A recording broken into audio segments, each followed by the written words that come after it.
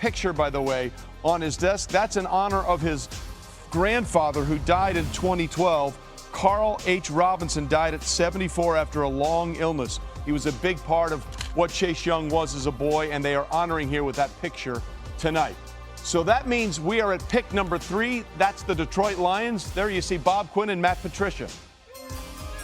With the 3rd pick in the 2020 NFL Draft, the Detroit Lions select Jeff Okudah, defensive back, Ohio State. And there you see the reaction in Grand Prairie, Texas, where Jeff Okudah is from. The cornerback goes off the board. Here's what's really interesting. The top 3 picks in this draft at one time or another all played at Ohio State University. Taking a look at Jeff Okudah and everything that he's done. He was the #1 cornerback in the ESPN class of 2017. His mother died 6 days after his first day on campus as an early entrant at Ohio State in January of 2017. He wears a bracelet for his mother, Maria Kuda, in her memory, and wrote a really heartfelt letter to her after she had passed away, saying all the things that she had meant to him and helped him along the way. And now Jeff Okudah, by the way, also was an academic star at Ohio State, carrying a GPA of 3.0. Jeff, we thought this would be the #1 corner off the board. We've gone chalk. What do you like most about what you see in Okudah's game? Well, Trey, I see the size and the length in somebody that is outstanding in press coverage. He wants to play physical at the line of scrimmage. We saw him do it against some of the best wide receivers in this year's draft class. He's got the fluidity to be able to open up. He can drive on the football. He can find and play the football. So I thought he was the most complete cornerback in this year's draft class, and I honestly did not think it was very close. The Detroit Lions have to get better against the pass, and this was the best option for them to get that done.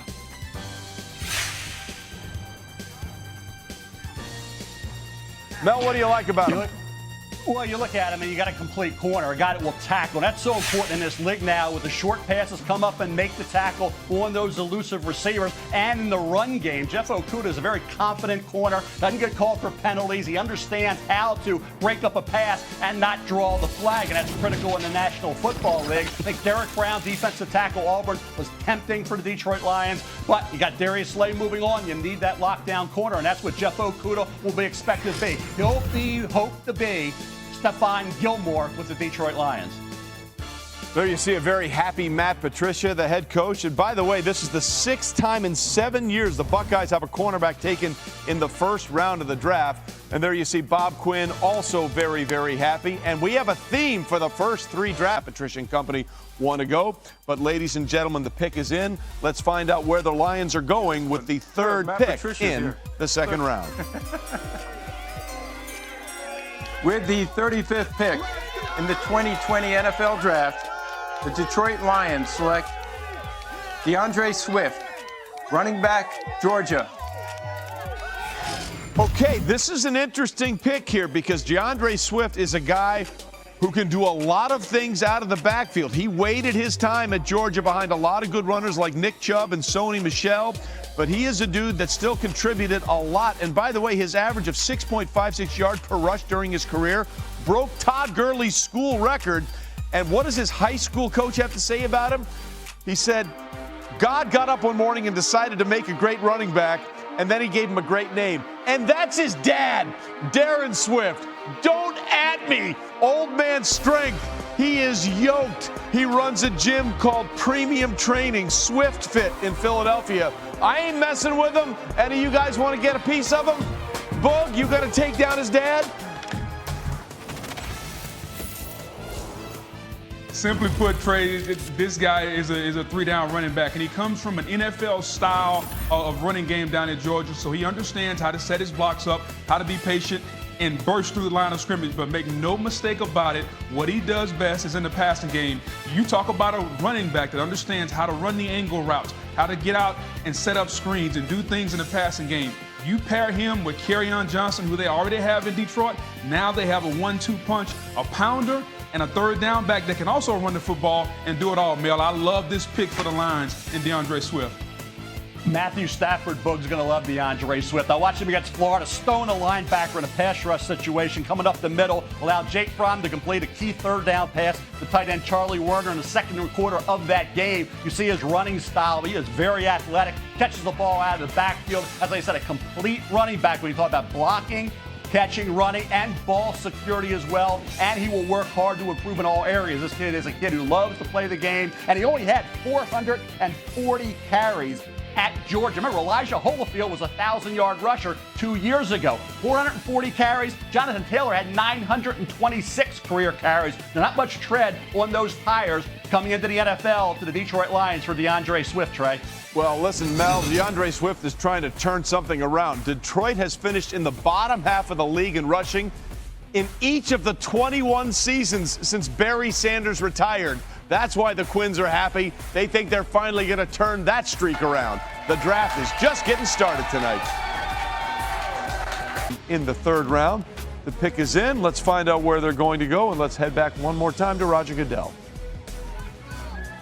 With the 67th pick in the 2020 NFL Draft, the Detroit Lions select Julian Okwara, linebacker, Notre Dame. So this means there's going to be a family reunion for the Okwaras because his older brother Romeo, who went undrafted in 2016, played for the Giants as a rookie, but has spent the last 2 seasons with the Detroit Lions. So Julian, this is Romeo. Romeo, this is Julian. And as for Julian, born in London, raised in Lagos, Nigeria, moved to Charlotte, North Carolina in the 3rd grade, and again has the potential to play with his brother. Now, his season was cut short by 9 games after a fractured left fibula in the win over Duke. But before the injury, he had become a team captain, 4 sacks, 6 tackles for losses, and 2 forced fumbles. Bug, what are they getting in Julian Okwara? Yeah, and before he broke his leg, Trey, he was having an outstanding season. You talk about a guy 6'4", 252 pounds, explosive off the edge. He makes offensive tackles scared. Also has some versatility. You can drop him off. 3-4 outside linebacker, 4-3 stand-up pass rusher in those situations. But this is a tremendous athlete, long, linear, still has a little room to get stronger. Look for him to be an outstanding player, especially if he gets a little stronger, adds 5 or 10 pounds on the next level. Well, what's really interesting, he became a captain, and that was because he matured greatly in Brian Kelly's eyes. Brian Kelly said, if you told me a year ago that Julian Okwara was going to be a Notre Dame captain, I would have said, you've got to be kidding me because of his joking way about him. But he turned it around and became the leader that Brian Kelly wanted him to be. And now it looks like Julian's going to have a chance to play a little football again, aside older brother Romeo. And he gets bragging rights. I mean, Romeo's been in the league for the first 3 years, but Romeo went undrafted. Julian Okwara, as we said, goes in the third. It's pick 75 in the 3rd round. Let's see where the commissioner says the Lions are going to go. The Indianapolis Colts have traded the 75th pick to the Detroit Lions. With the 75th pick in the 2020 NFL Draft, the Detroit Lions select Jonah Jackson, guard, Ohio State. All right, so Jonah Jackson is off the board, the guard from Ohio State University. Mel, tell us a little bit about this Buckeye. Transfer from Rutgers. He goes to Ohio State. He has a heck of a year. He'll start out, as I say, playing for the Scarlet Knights. Yeah, obviously, you think about the jump up to Ohio State, and a lot was expected of him. He was going to be a hole filler. He was going to be an immediate starter, and he was. He came in there. He's 306 pounds, did a great job with Justin Fields at quarterback, made the most of this one season with the Buckeyes, did a heck of a job, I thought, supporting not only J.K. Dobbins, but Fields, good in the pass game in terms of protection, solid run blocker, not only moves defenders off the line, but he got to that second level and landed some really good shots.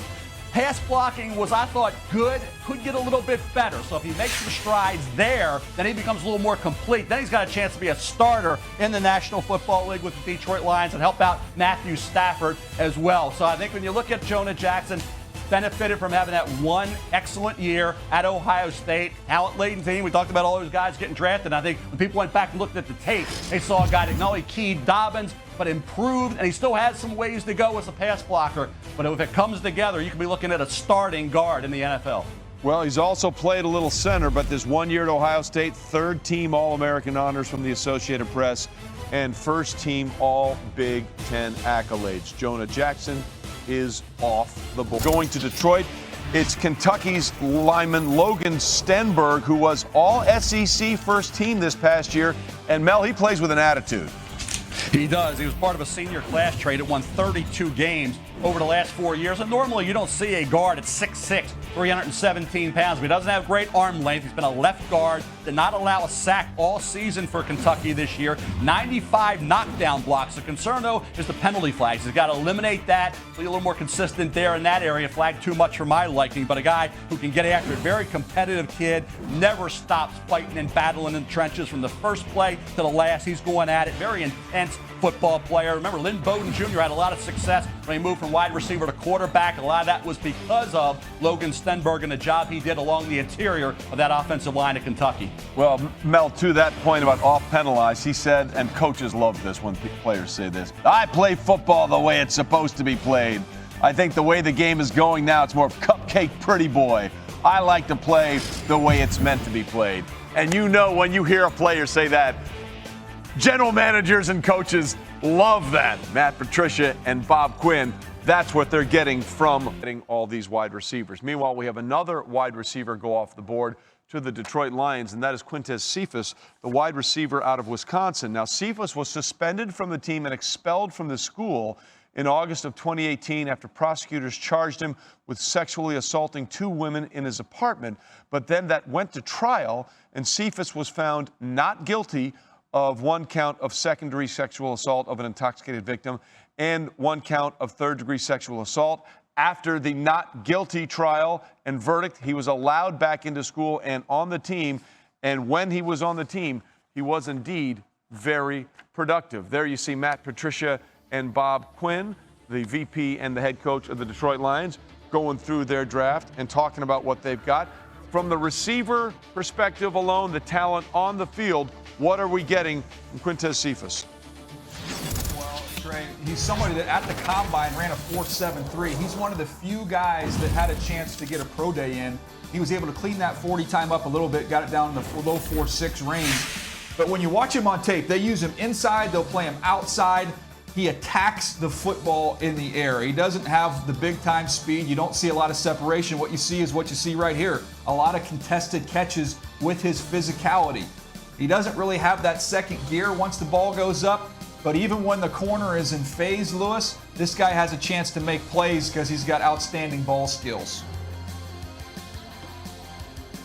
Yeah, no question about that. I think he's a guy who technically has to win at all 3 phases of playing wide receiver, meaning getting off the line of scrimmage, setting up routes, and then finishing at the catch point. And he does that. That's how he's able to win, because you're right, the speed is what it is.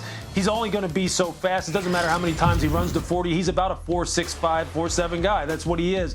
But he has real good body control, strong hands. He's a tough runner after the catch, although not very elusive. But he will make plays, and he should have a productive career. We will find out as Matthew Stafford has Quintez Siposs to throw to now. When we come back, we'll continue to get you caught up. The Lions have taken another player. Jason Huntley, Daniel, the running back out of New Mexico State. Yeah, and did not get invited to the combine. Lacks that ideal size at 5'8 1/4, 190 pounds, but he can fly. Ended up running at the 4.4 flat at his pro day. He's got stop-start quickness, big-time home run speed. This guy caught 134 balls, too. You see the burst here against Arizona State. He gets out in the open field, he can go. He also has 5 kickoff return touchdowns. So you've got somebody with natural hands you can use out of the backfield, and he can help you on special teams. How about the backfield pairing? DeAndre Swift, and now you come back and get an undersized speedster in Jason Huntley.